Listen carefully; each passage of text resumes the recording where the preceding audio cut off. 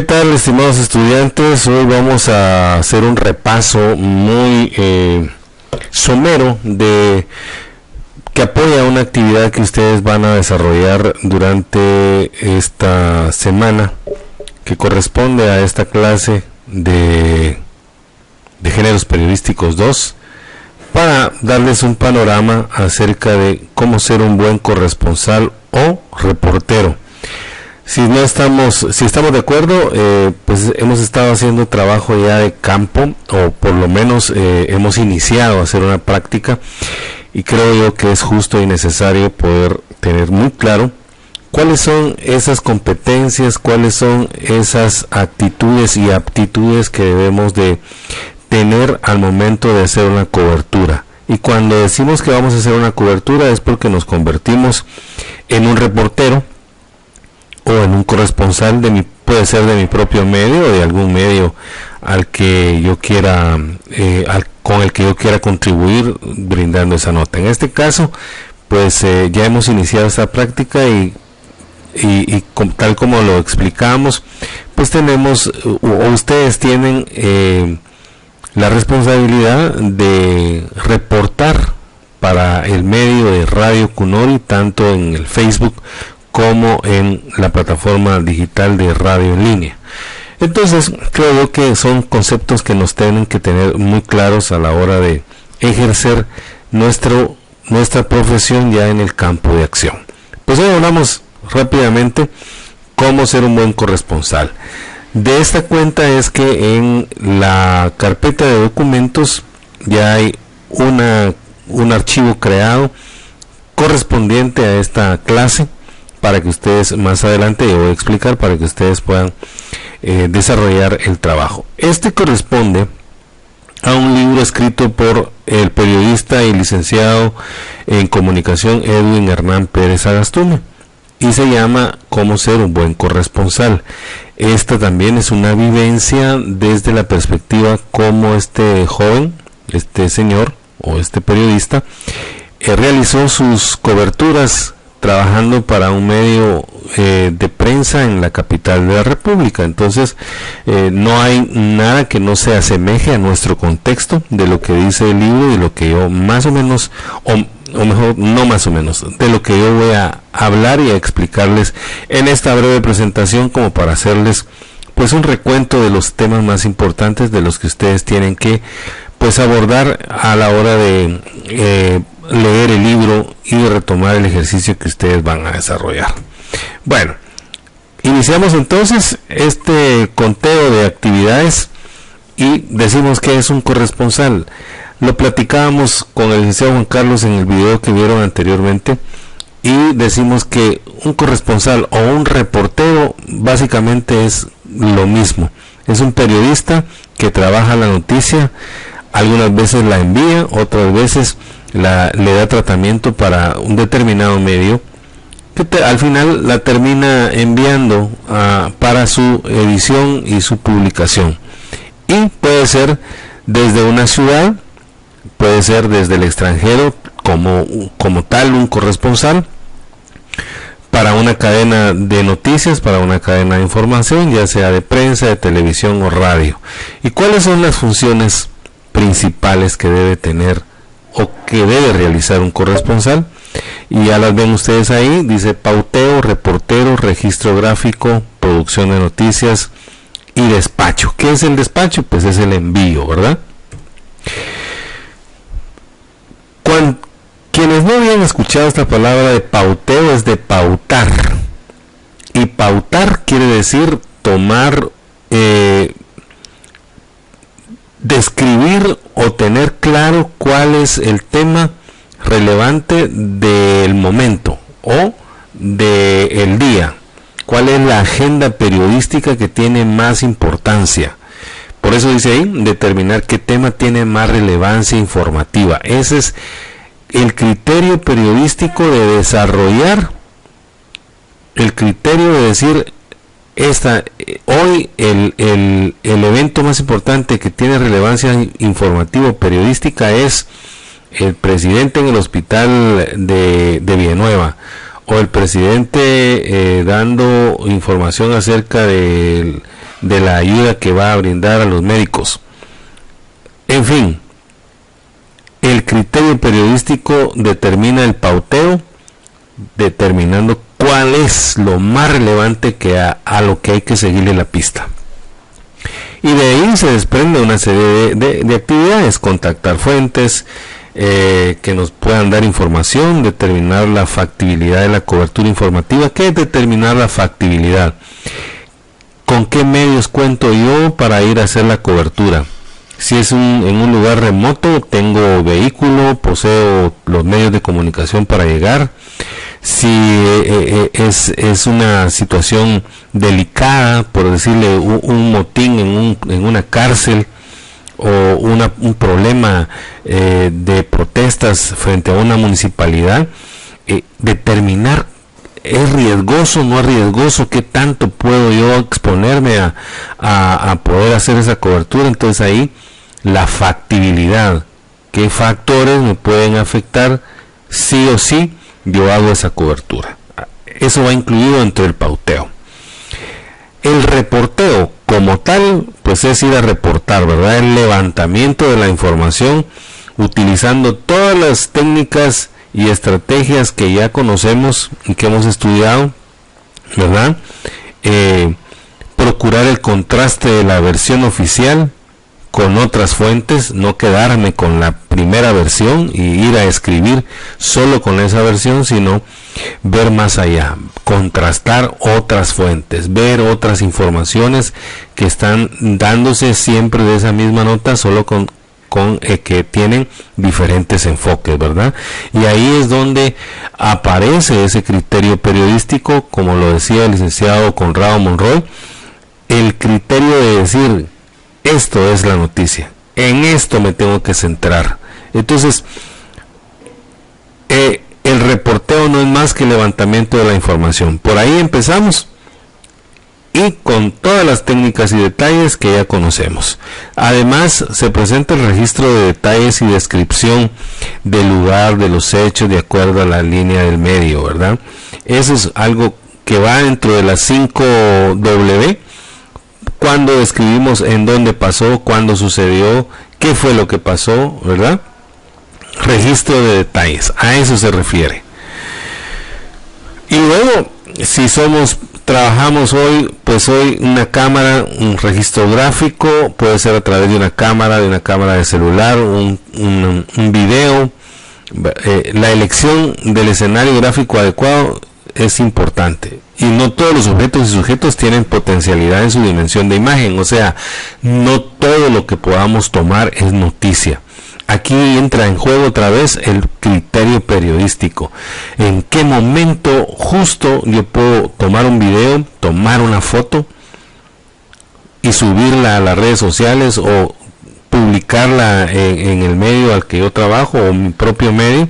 Entonces, ese registro gráfico es importante.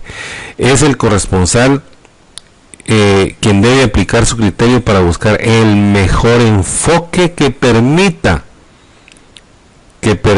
brindar la mejor recreación de la noticia y aportar información adicional o relevante. Para eso sirve un registro fotográfico o una evidencia audiovisual, para aportar información adicional y que sea relevante. Esto que se les quede grabado.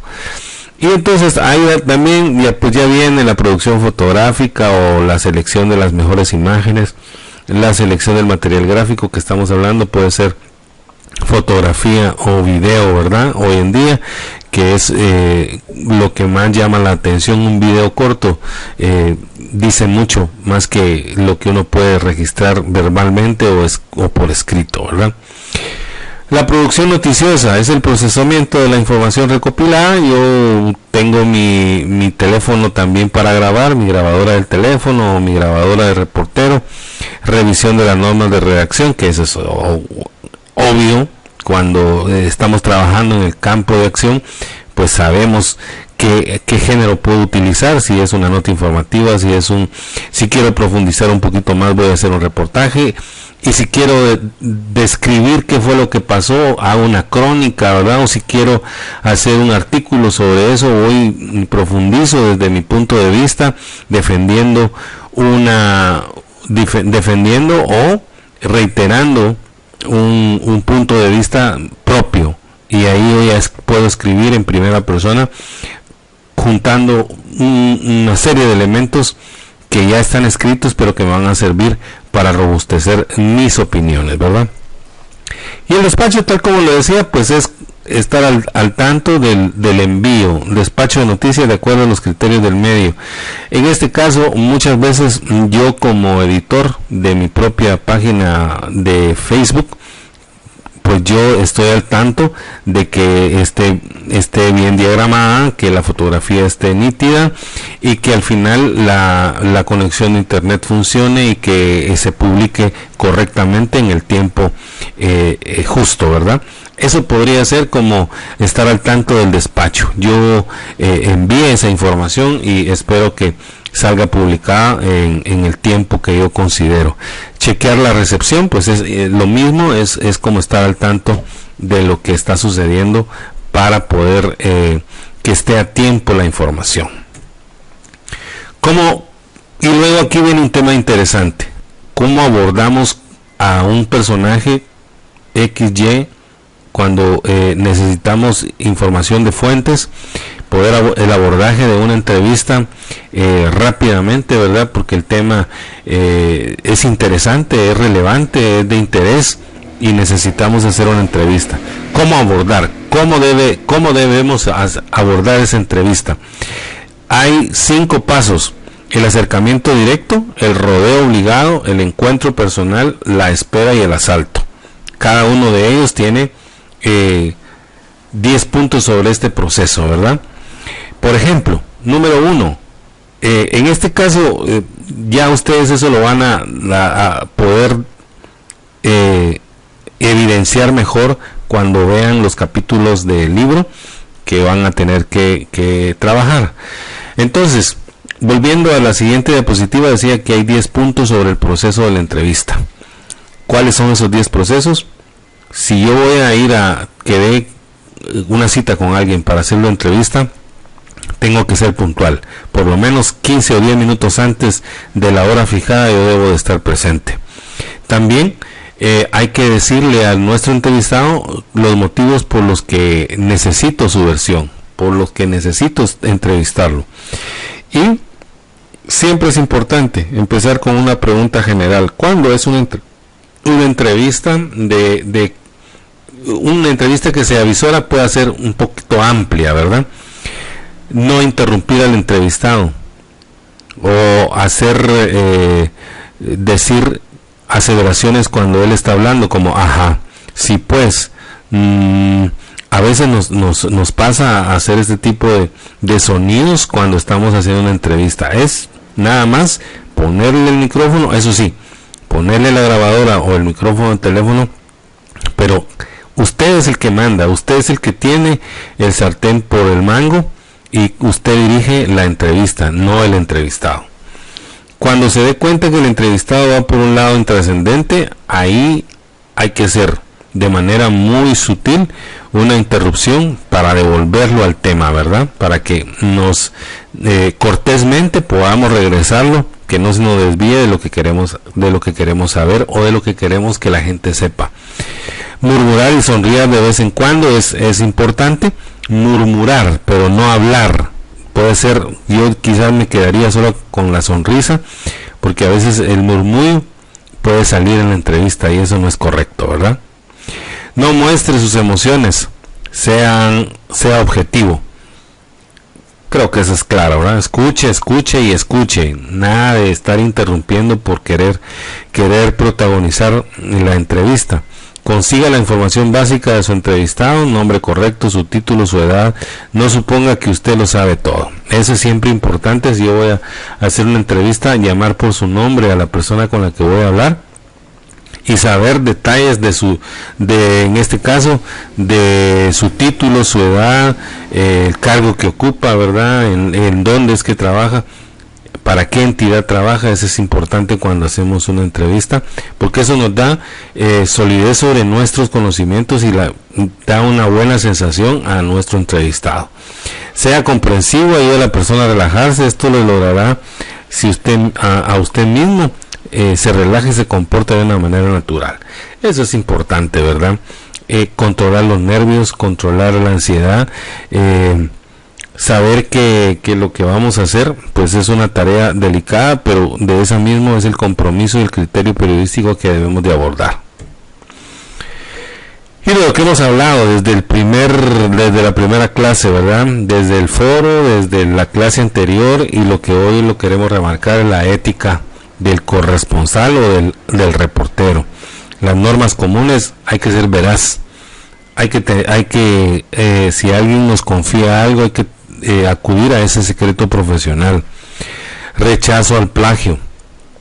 Hay que ser independientes con nuestras coberturas y nuestras notas. Hay que darles el toque innovador a cada cosa que hagamos en relación al periodismo. Hay que tener respeto de la intimidad ajena. Y eso ya cuando caemos en eso podemos ser acusados de difamación. Hay que tener mucho cuidado con eso. Cuando vamos a publicar algo, tiene que ser una información comprobada y completa, contrastada con las diferentes fuentes, para no caer en informaciones poco fundadas, o notas infundadas, o notas falsas, ¿verdad? Hay que tener mucho cuidado con eso. Y hay que tener esa obligación de rectificar y el derecho a réplica, por si alguna vez nos equivocamos o alguien nos pide, nos solicita, si lo citamos en una nota y él dice: mire, usted está seguro, y tengo las pruebas, necesito que usted rectifique. Entonces, con el contraste de la información, yo tengo la obligación de atender esa rectificación, porque quien se ve aludido en una nota tiene derecho a réplica, ¿verdad? Eso también es, si pueden investigar acerca del derecho a réplica y cómo es que el periodista tiene que actuar en una situación como esa, sería interesante que ustedes lo puedan buscar y luego lo comentamos. ¿Podemos ser imparciales? Creo que sí, pero a veces se necesita de mucho criterio. Apéguese a los hechos. Nunca inserte su opinión personal. Eso es interesante, salvo que sea que lo que usted está haciendo sea un artículo o sea una crítica, ¿verdad? Es donde yo escribo en primera persona. Pero si estamos hablando de una entrevista o de una nota informativa, nunca inserte su opinión personal. Evite señalamientos intrascendentes. Todo aquel que tenga algo que decir merece una tribuna. Usted es un observador, no un participante. Eso es claro, ¿verdad? Yo voy, observo, grabo, pido opiniones, hago contrastes de notas, de fuentes, solicito entrevistas, pero nunca soy el protagonista. Yo nunca soy el protagonista. El periodista nunca es el protagonista. Es un simple observador. No se olvide de los niños, que hasta los ladrones tienen hijos. Eso va para aquello cuando nos queremos lucir con una foto de la banda de ladrones o de asesinos, qué sé yo. Pues siempre hay que respetar el derecho de inocencia, ¿verdad? Este último va ligado a esa parte de la cobertura periodística. No se olvide de los niños, y hasta los ladrones tienen hijos. Interesante. Bueno, aquí les he dado a grosso modo